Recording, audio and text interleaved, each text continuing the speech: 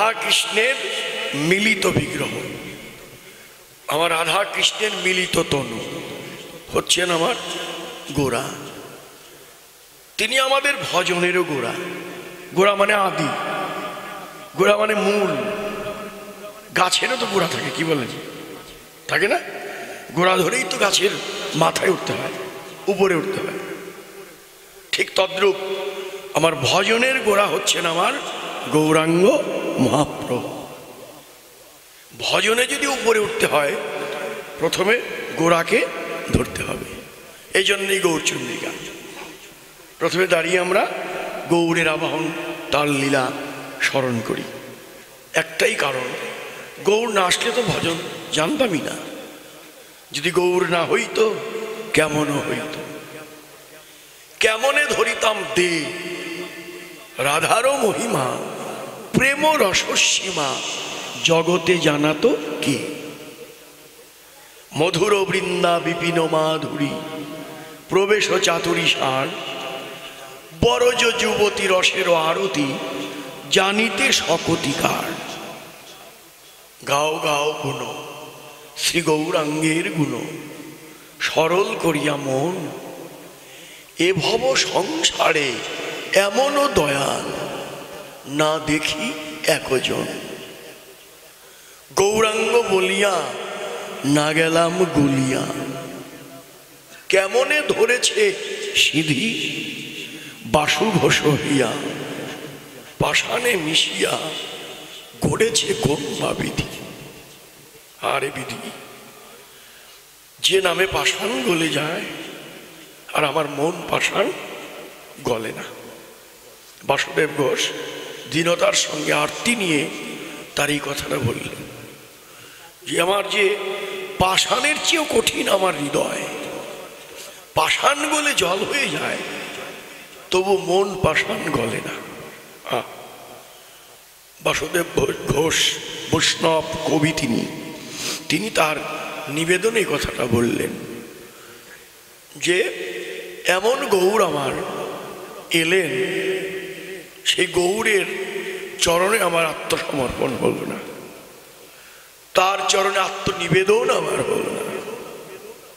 পাষাণের চেয়ে আমি কঠিন, মন পাষাণ গলে না, পাষাণ গলে জল হয়ে যায়। অহুল্লা পাষাণী ছিল, রাম নামে তরে গেল কে, তাই সে হলো পাষাণ গলা, মধুর হরি নাম এনেছেন। আজ সেই গৌরকে আমাদের আগে ধরতে হবে।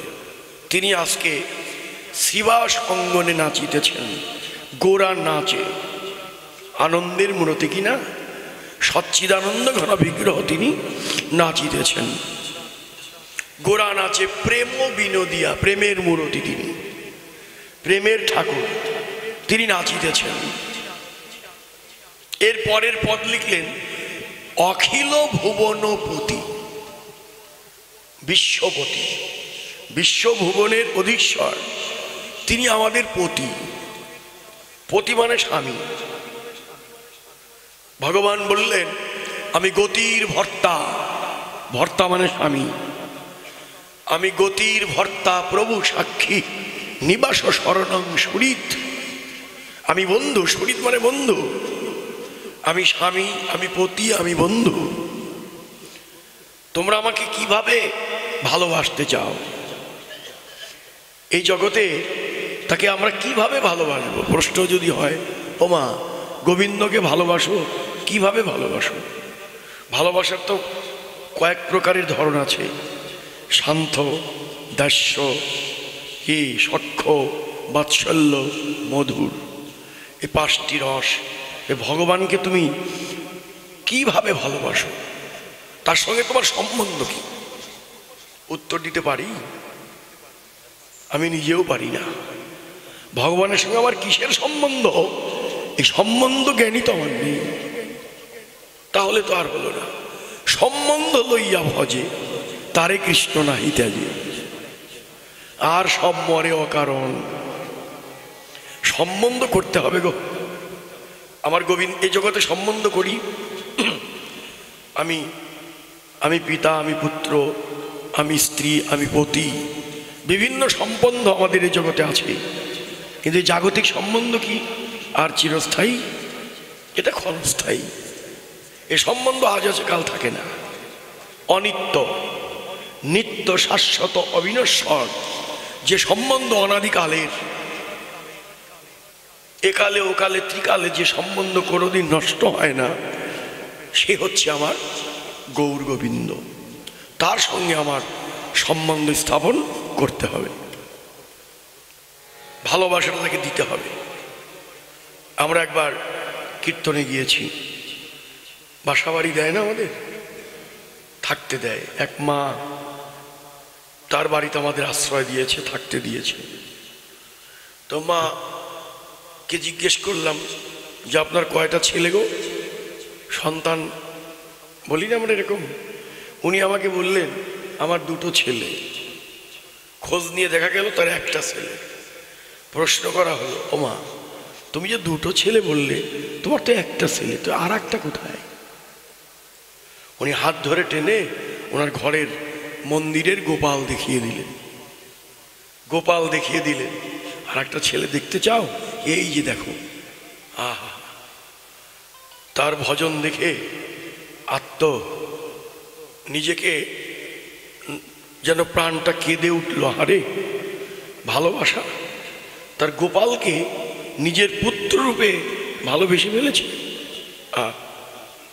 এই যে আমরা সম্বন্ধ যদি করতে হয়, এভাবেই করতে হয়। ভগবান বললেন যে যথামাং প্রপদ্যন্তে তাংস্তথৈব ভজাম্যহম। যে আমাকে যেভাবে ভজনা করে, আমি তার মনোবাসনা তেমনি ভাবে পূরণ করি। তাহলে আগে সম্বন্ধটা আমাকে করতে হবে।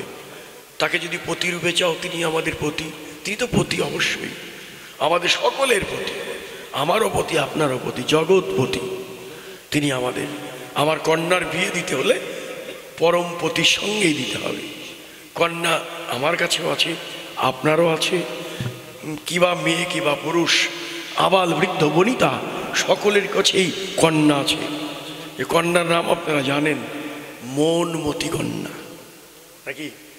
আমাদের মনমতি কন্যা এই আমাদের সকলের কাছে আছে। ওই কন্যাটিকে বিয়ে দিতে হবে, সম্বন্ধ করতে হবে আমার গৌরের সঙ্গে। মতির আবার দুটো নাম হতে পারে, একটা সুমতি, একটা কুমতি। কুমতি হলো বিপদগামী, বিপথে চলে, ভুল পথে চলে, অন্যায় কাজ করে, ওটা হলো কুমতি।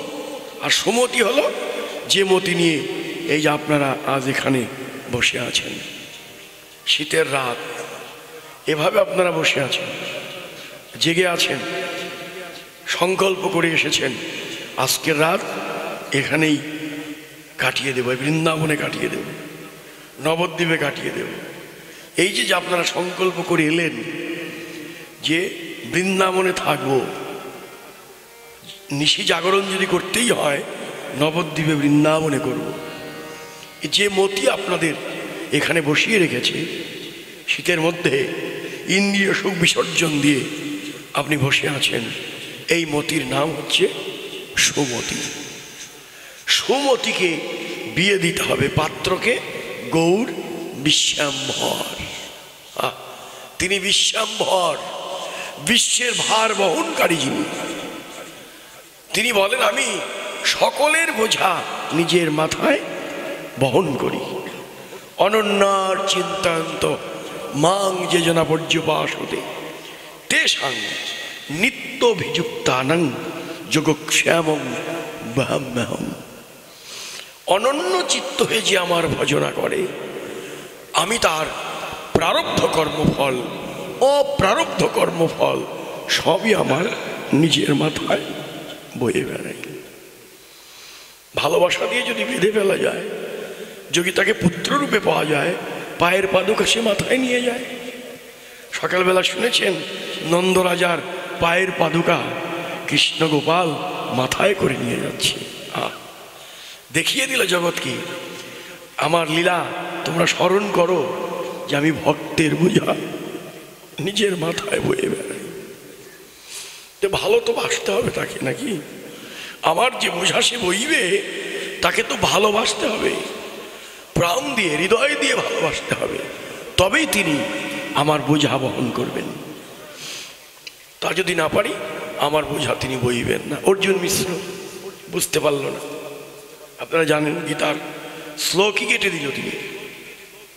এই বহাম্যহম কথাটা নিজের পণ্ডিত দিয়ে, পণ্ডিত তো বড় পণ্ডিত কম না, তিনি হলো মানে অযাচক বৃত্তি পালন করেন। অযাচক বৃত্তি মানে কি?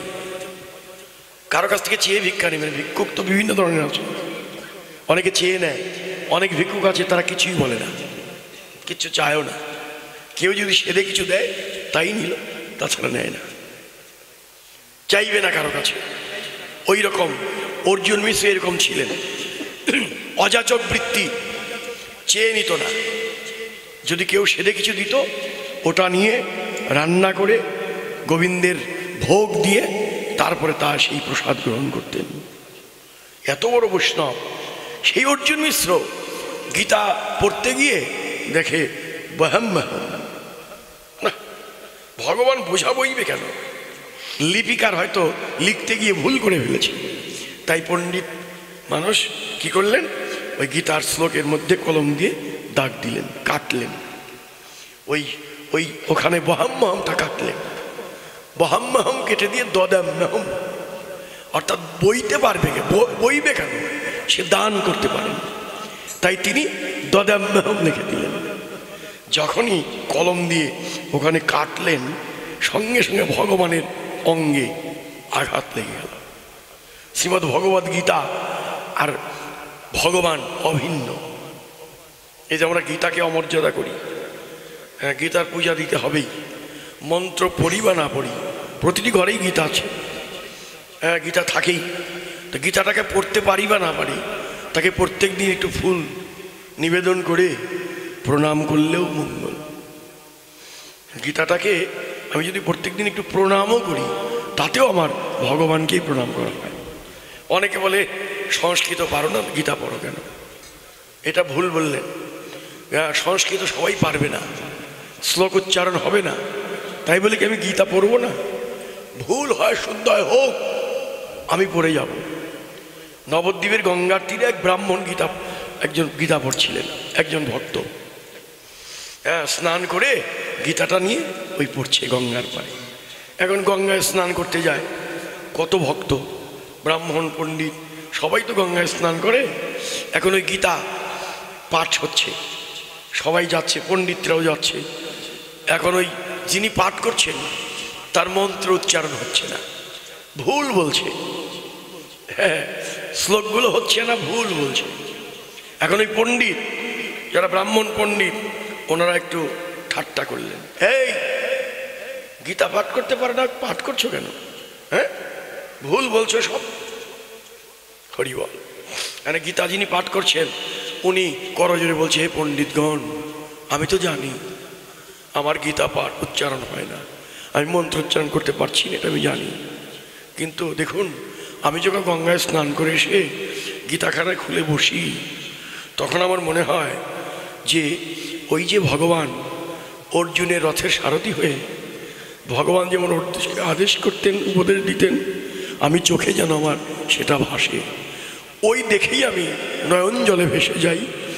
এই জন্যই আমার গীতা নিয়ে বসে থাকি। হায় হায় বলে কি!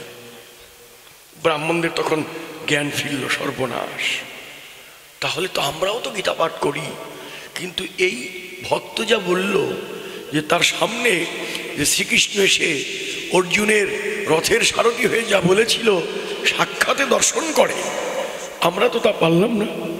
আমাদের গীতা পাঠ কি তাহলে হলো না? না, হয়নি। পণ্ডিতরা নয়নের জল ছেড়ে দিয়ে ওই ভক্তকে জড়িয়ে ধরলেন, ওগো তোমার গীতা পাঠই সার্থক, আমাদের গীতা পাঠ হয়নি।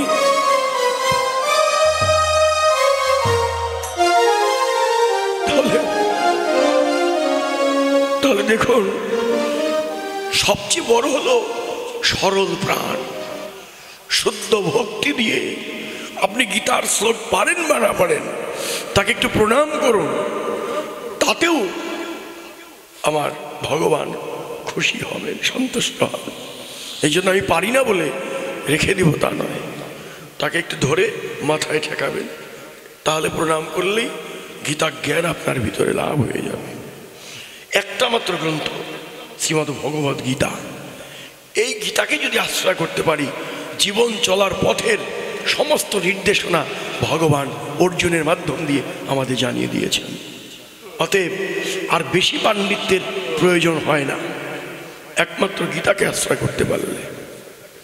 হ্যাঁ, তাহলে ভালোবাসা অর্জুন মিশ্র বুঝতে পারেনি, দাগ দিল, কেটে দিল, মানে গোবিন্দের অঙ্গে আঘাত লেগে গেল, অপরাধ করে ফেলল।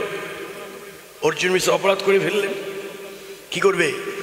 আজ প্রতিদিনের মতো ভিক্ষায় বের হলো, কেউ ভিক্ষা দেয় না, ওই অপরাধ হয়ে গেছে তো।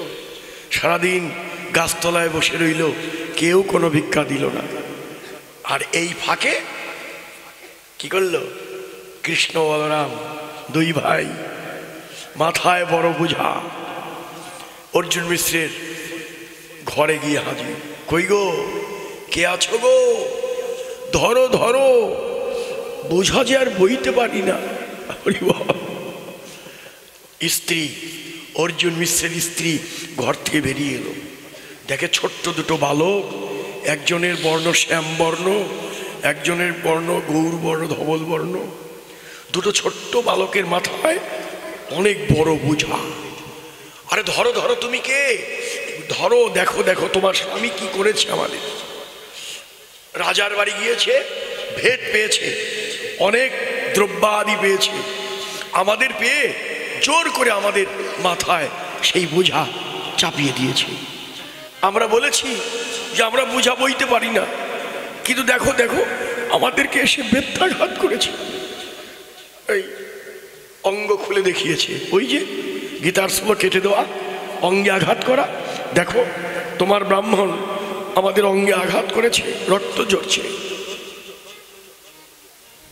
অর্জুন মিশ্রের স্ত্রী ভাবলেন, কি আমার স্বামী এহেন কাজ করতে পারে, যে নাকি জ্ঞান স্বরূপে একটা পিঁপড়া পর্যন্ত এড়িয়ে চলে, সে আমার স্বামী আজ ছোট্ট দুটো বালকের মাথায় এত বড় বোঝা জোর করে চাপিয়ে দিল, বইতে পারে না বলে আঘাত করলো। এটা তো হবার কথা নয়। কি হলো আজকে আমার স্বামীর? আসুক আজকে বাড়িতে, আমি জিজ্ঞেস করব। এদিকে স্ত্রী, হে বালক বলছে, অর্জুন মিশ্রের স্ত্রী বলছে, তোমরা একটু বসো না বাবা, আমি তোমাদের একটু সেবা দেই, তোমাদের একটু সেবা দেই। বলছে, না না না, আমাদের সময় নাই, বোঝাটা নামিয়ে দিয়েই চলে গেল। আর ওদিকে অর্জুন মিশ্রের স্ত্রী রান্না করে গোবিন্দের ভোগ লাগিয়ে দিয়ে স্বামীর জন্য অপেক্ষা করছে। আর ওদিকে তো সারাদিন মলিন বদনে বসে থেকে কোথাও কোনো কিছু না পেয়ে মলিন বদনে সন্ধ্যার পূর্বক্ষণে বাড়ি এসে হাজির হলেন। স্ত্রী বললেন, কি গো এত দেরি করলে কেন? আমি কখন রান্না করে ভোগ লাগিয়ে তোমার অপেক্ষা করছি, তুমি এত দেরি করলে কেন? কেঁপে উঠলেন। অর্জুন মিশ্র ভাবলেন, বলে কি, সব কেউ আমাকে ভিক্ষা দিল না বলে স্ত্রীও আমার সঙ্গে ঠাট্টা করে উপহাস করছে, রান্না করে বসে আছে, আমি কোথাও কিছু পেলামই না, আর স্ত্রী বলছে রান্না করে বসে আছে। স্ত্রী তখন বললেন, ওগো এ কি করেছো তুমি? হ্যাঁ, তুমি তো এমন কোনোদিন ছিলে না, ছোট্ট দুটো বালকের মাথায় এত বড় বোঝা চাপিয়ে দিয়েছো, তারা বোঝা বইতে পারে না বলে তাদের বেত্রাঘাত করেছো, তুমি তো এমন কোনোদিন ছিলে না, আজকে তোমার হলোটা কি? এবার অর্জুন মিশ্র ধ্যান ও নেত্রে দেখতে পেলেন, ছোট্ট বালকের যে বর্ণনা দিল তারা তো আর কেউ নয়, অনন্ত কোটি বিশ্ব ব্রহ্মাণ্ডের কর্তা ছোট্ট বালকের বের ধরে এসেছে। আমি গীতার শ্লোক কেটে দিয়েছি, ভগবান বোঝা বইতে পারে না, আমাকে শিক্ষা দেবার জন্য তারই আগমন। নয়নের জল দিয়ে বৃষ্টিকে জড়িয়ে ধরে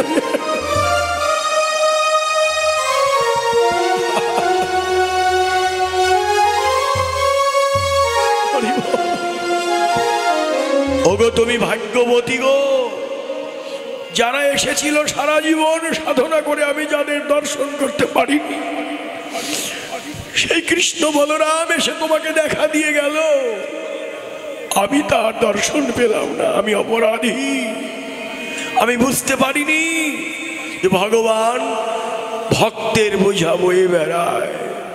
আজ থেকে আমি অর্জুন মিশ্র সাক্ষী রইলাম, আমি আজ থেকে সাক্ষী রইলাম যে কি ভগবান ভক্তের বোঝা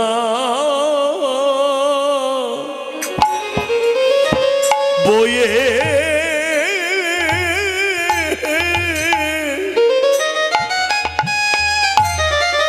বয়ে বেড়া সে যে ভক্তে ভক্তে সে যে ভক্তে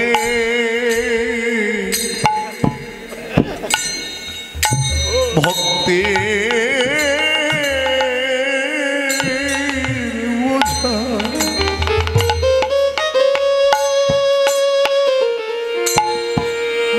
বয়ে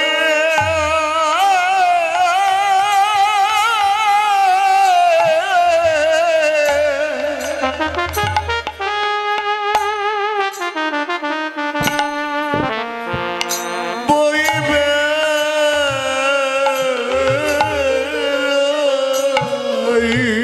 ওরে তাকে ডাকার মতো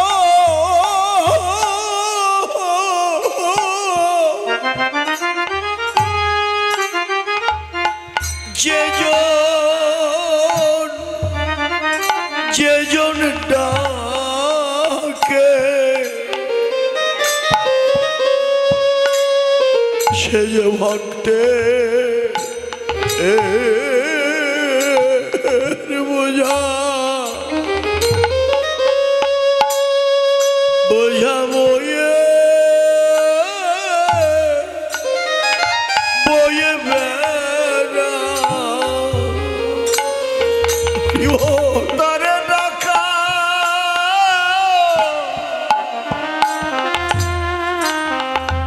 ও রে ডাকার মতো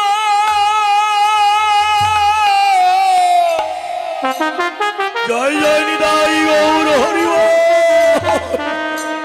তারে ডাকার মতো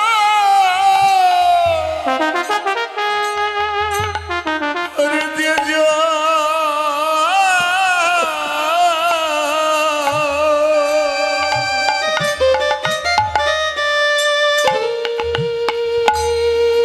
তারে যে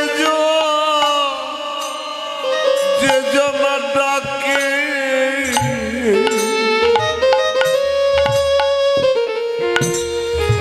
সে যে ভক্তের সকল বোঝাই বোঝা বই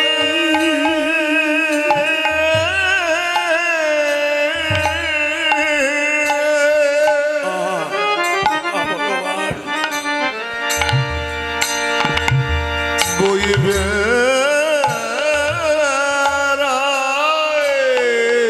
আমি আগে দিন তরে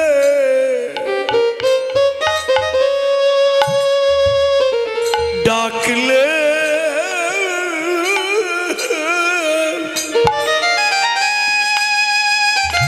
ডাকলে মনা রে আমি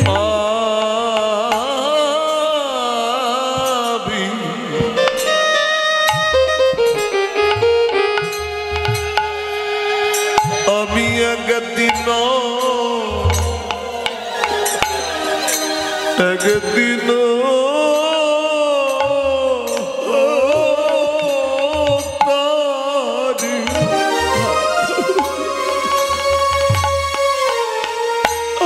ডাকলে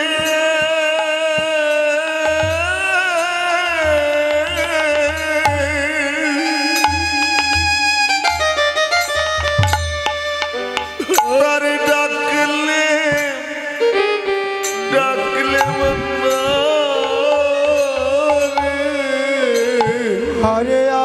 এমন ভজন যজ্ঞ ভজন যজ্ঞ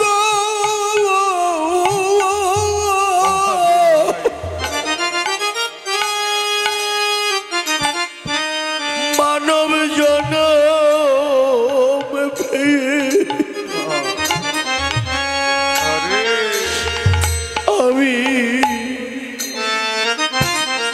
আমি একদিন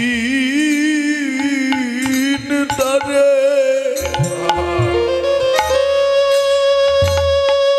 ডাকলে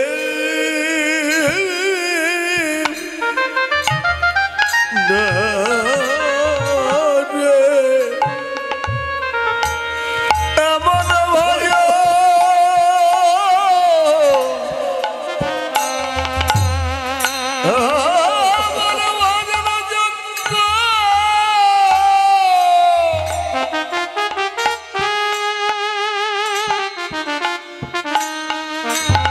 সাধের জন